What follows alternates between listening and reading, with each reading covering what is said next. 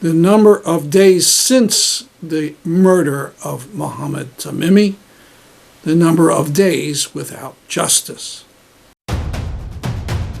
Because they believe that the true religion of everyone in India today is actually Hinduism, and that some people converted away from it, so they need to be reconverted back.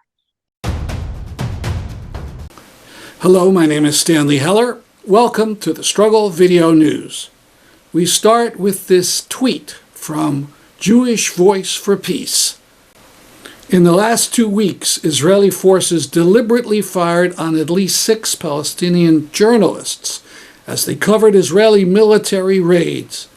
Israeli soldiers regularly target Palestinian journalists because they expose the ugly truths about life under Israeli occupation and apartheid. The Israeli police or military can do this without any fear of punishment. After all, just a year ago, they killed famed Palestinian journalist Shireen Abu Akleh and got away with it completely. I mentioned last week the website dedicated to the child Mohmmed Tamimi, killed by an Israeli soldier in Nabi Saleh. On thestrugglevideo.org, we've added a counter, and the number of days since the murder of Mohmmed Tamimi, the number of days without justice. We linked to a section of Democracy Now! On June 21st, where Miriam Barghouti talks about Mohmmed Tamimi and his family. I want to end with Mohmmed al-Tamimi, the 2-year-old Palestinian child who was recently shot dead by Israeli soldiers. You have written about this and the personal effect it has on you covering this kind of brutality. Tell us about him. Mohmmed Tamimi was a 2-year-old boy who was killed as Israeli soldiers chased other Palestinian youth, firing bullets at the car near the village of Nabi Saleh in Ramallah. Mohmmed was next to his father when the shooting happened. And as we know, as I have seen from testimonies and documentation, Israel does not discriminate, indeed, between child or adult, civilian or non-civilian, combatant or non-combatant. The father was injured. Mohmmed, who is 2, was killed. And you need to understand that his mother is this young woman who I've known when she was a child, who has helped protect adults from Israeli arrests, who grew up in Nabi Saleh watching one death after the other. This is a small village and could not protect her 2-year-old son. I don't know what that does to a mother. I don't know what that does to a young mother, and I don't know what that does to a mother living under consistent trauma. That's what happened with Mohmmed Tamimi, who is 2. And that's what happens to dozens of Palestinian families. And it's not to discourage us, but it is to empower us and make us say, no, yeah, we refuse this dynamic in reality. Well, not at our tax dollars. Miriam Barghouti, I want to thank you for being with us, senior Palestine correspondent for Mondo Weiss, based in Ramallah, speaking to us, though, today from New York City. A very interesting article in Haaretz. It seems Israel has released some documents about their pre-state militia, the Haganah. The documents talk about the kidnappings that the Haganah did in 1942 of men in another Zionist militia, usually called Lehi. The writer of the article, Ofer Adaret, says the kidnapped men were asked about Lehi's attitude towards Nazi Germany. Now, ever since Lenny Brenner's Zionism in the Age of the Dictators, published in 1983, it's been known that in 1941, the Lehi militia tried to ally with Nazi Germany. Yes, you heard that right.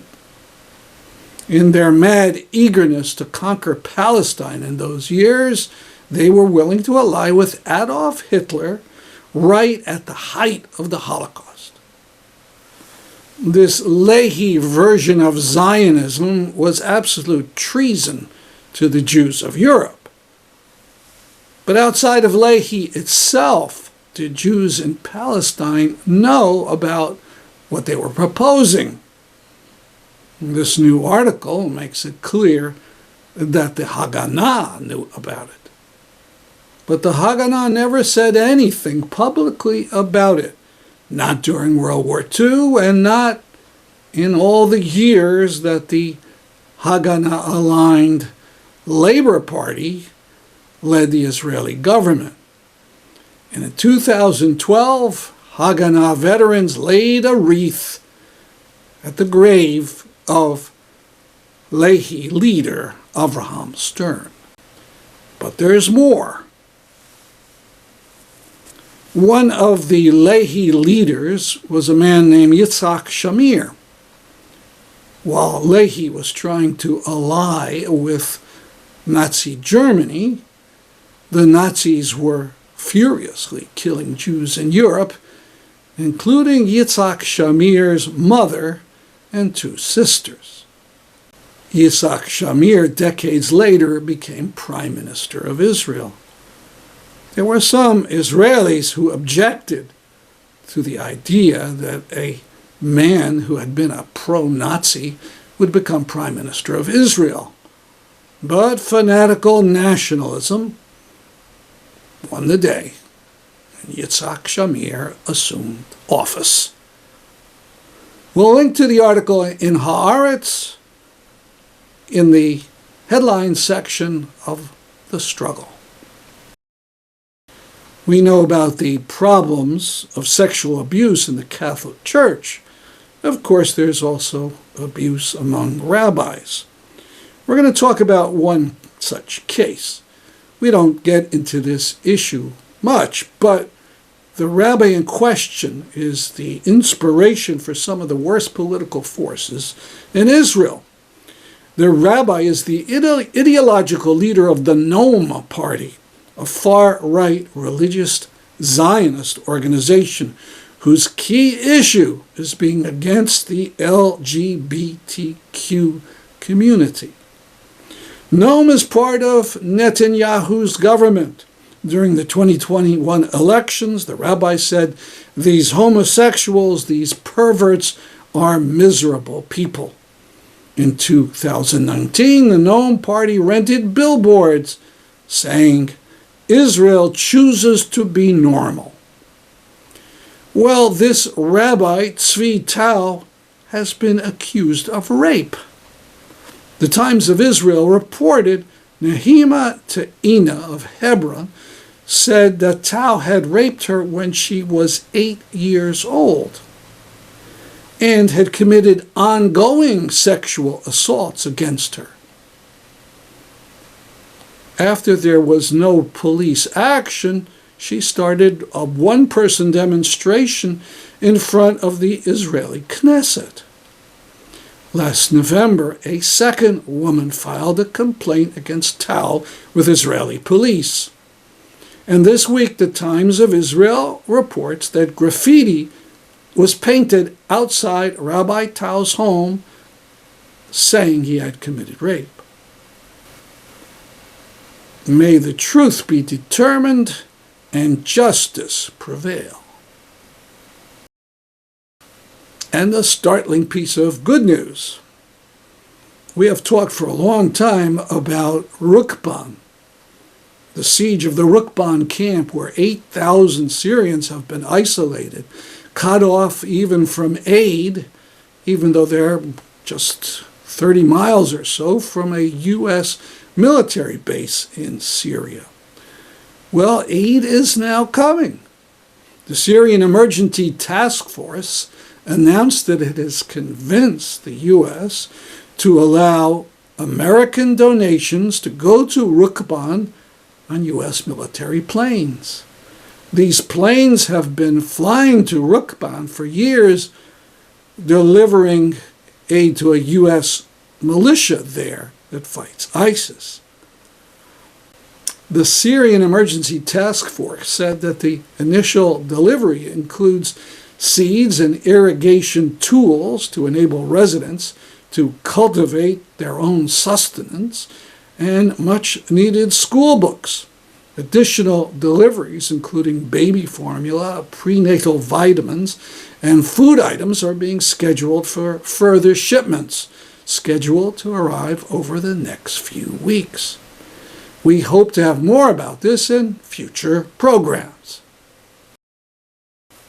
India. With utmost hypocrisy, the U.S. government betrays Ukrainians and Indian minorities and the most exploited Indian workers with its embrace of Prime Minister Narendra Modi. Here's part of my interview on June 21st on the subject. I'll be speaking with Nandita Sharma. She's a professor of sociology at the University of Hawaii. She is of Indian background, and that'll be important for what we'll be talking about today. She's speaking to us from Honolulu, Hawaii, and we'll be talking about the Prime Minister of India's visit to Washington tomorrow. Good morning. Morning, Stanley. Nice to be here with you. Now, in our corporate media, we see endless talk about democracy in India, how it's the biggest democracy in the world, et cetera, et cetera. But Modi has been accused of taking India down a different road, an authoritarian, and some even call it a fascist path. What do you think of that criticism?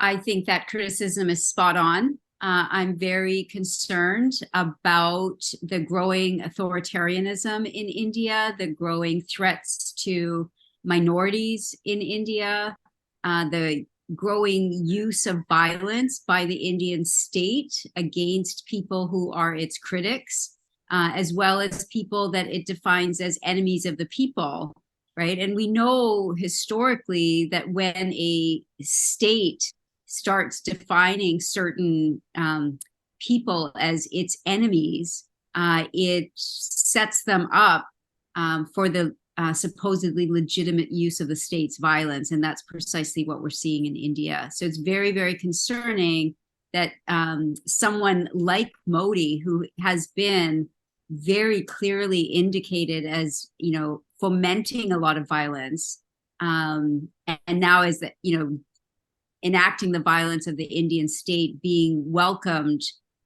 in the United States. Maybe we could talk about a couple specific examples. A couple of years ago, Time magazine had a terrifying article about lynchings, basically, in India, where mobs or gangs would take people, Muslims, and demand they recite some kind of Hindu testament of faith. I think something about Lord Ram. Is that still going on, or is that a major thing? No, absolutely. And those kinds of what Hindu nationalists, or we could also call them Hindu fascists, refer to as conversion programs, right? Or even they actually call them reconversion programs, because they believe that the true religion of everyone in India today is actually Hinduism, and that some people converted away from it, so they need to be reconverted back into Hinduism, right? Which is a fundamental lack of respect for people's freedom to choose their religion, or to choose to not be religious, right? This idea that to be a proper citizen of the Indian nation state, you must be a Hindu, goes right to the very top. So it's not just these, mobs who are engaged in that kind of violence against non-Hindus.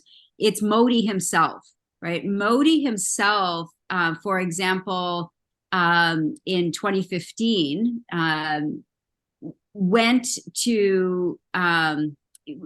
started labeling Muslims in India as illegal migrants, right? And he promised in 2015 to, quote unquote, return them to Bangladesh, right? Bangladesh is a Muslim majority state.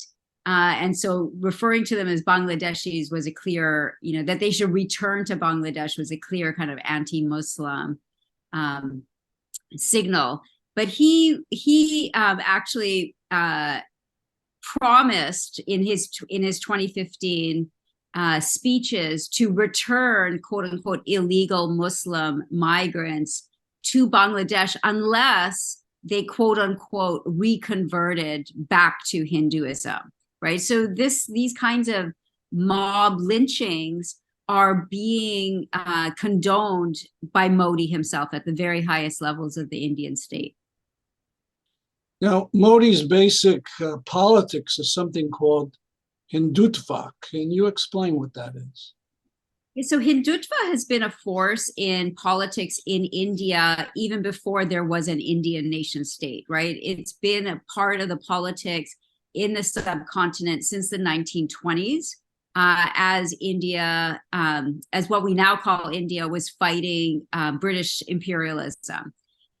So from the 1920s on, there was one segment of nationalist movements in India that argued that the nation that they were fighting to liberate was a Hindu nation, right?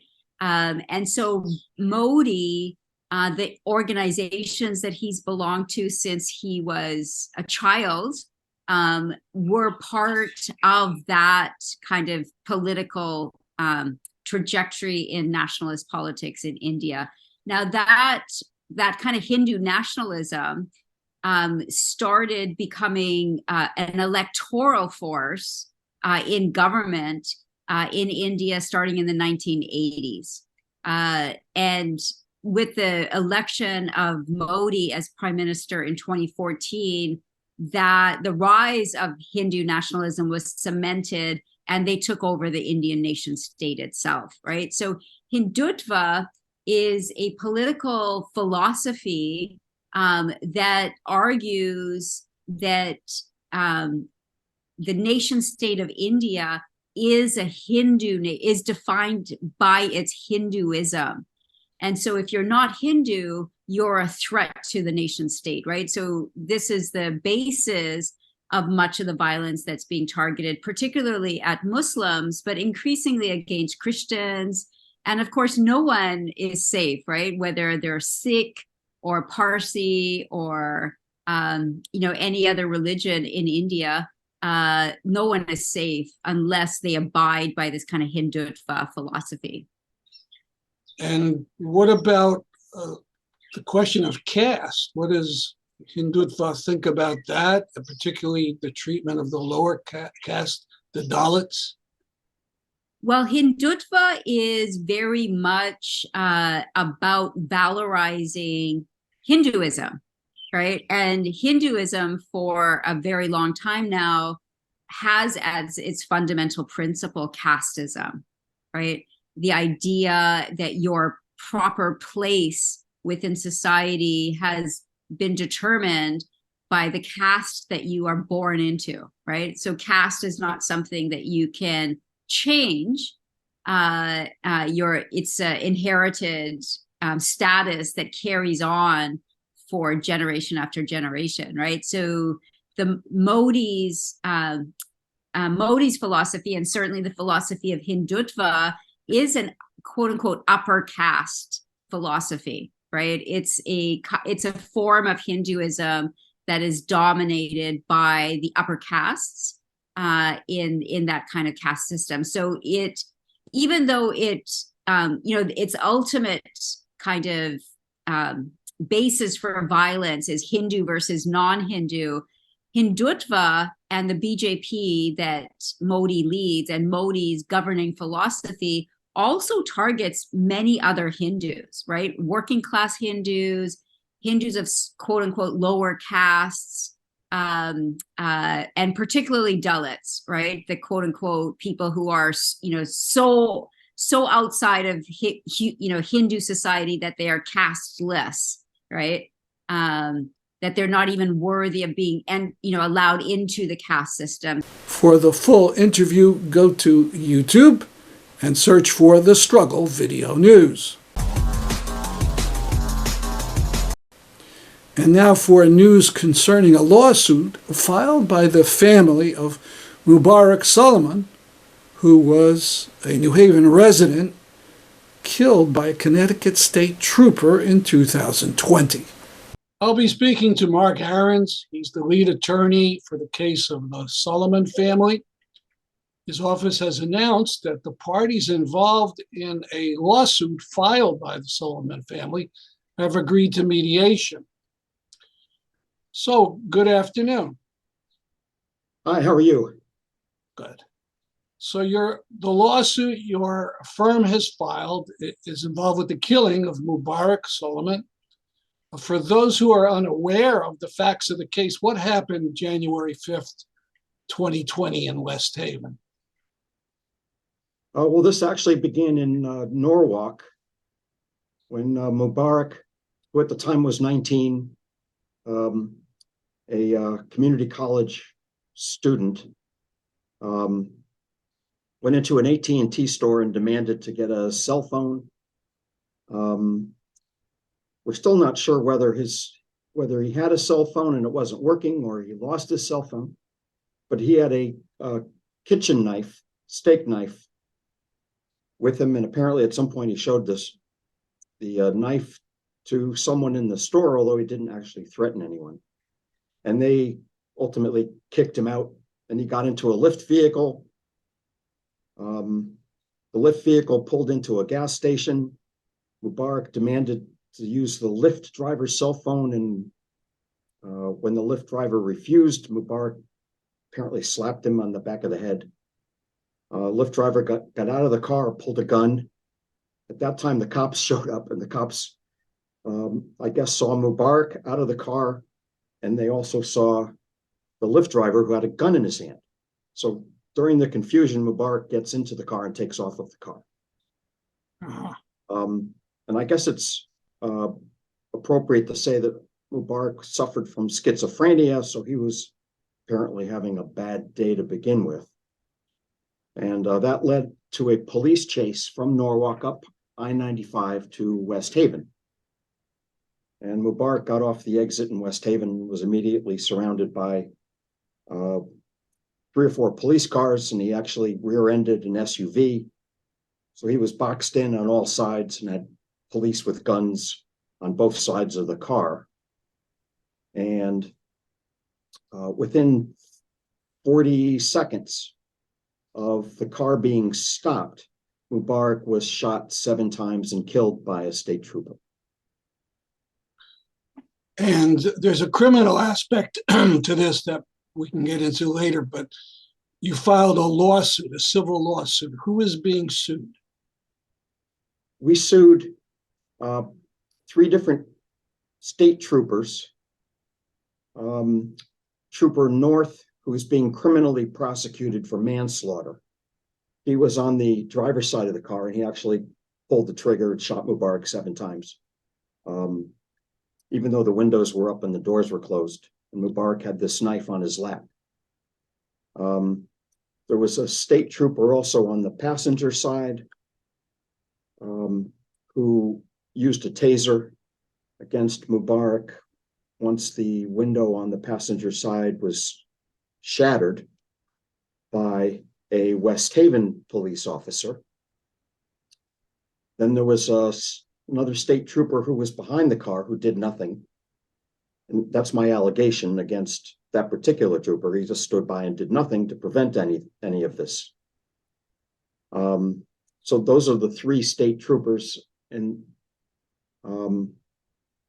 there's also the West Haven police officer who broke the window on the passenger side, and a West Haven police sergeant who was also behind the car, Mubarak's car at the time. And he also stood by and did nothing. So we have claims against those officers for failure to intervene and failure to de-escalate.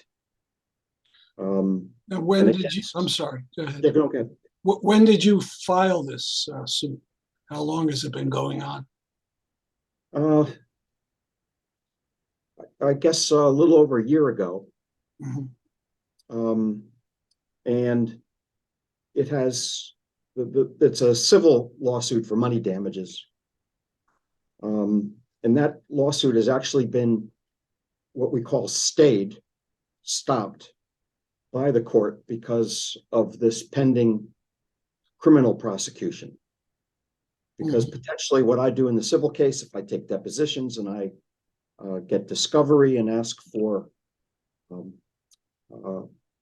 certified signatures from the police, that could be interfering with the Inspector General's ability to put witnesses on the witness stand who would otherwise, have pled the Fifth Amendment. So even though our lawsuit has been stayed or stopped, the court has given us permission to do some, what they refer to as informal discovery, without asking for affidavits or taking statements under oath, so that both sides can get some basic information from each other and then try to mediate and settle the case. Finally, some decidedly good news. Last week in Hamden, Connecticut, on its Miller Library, there was an unveiling of a mural on Juneteenth dedicated to Martin Luther King Jr. and to local Hamden heroes. It included someone I heard speak, Rabbi Robert Goldberg, who was a civil rights activist, and someone I knew, Lula White. Lula had gone down south in the 60s during the Freedom Rides and even had been jailed for a while on spurious charges with other Freedom Riders. She was a school teacher for many decades in New Haven, and it was a thrill to see her on the mural. That's our program for today. See you next week at this time. I'm Stanley Heller for the Struggle Video News.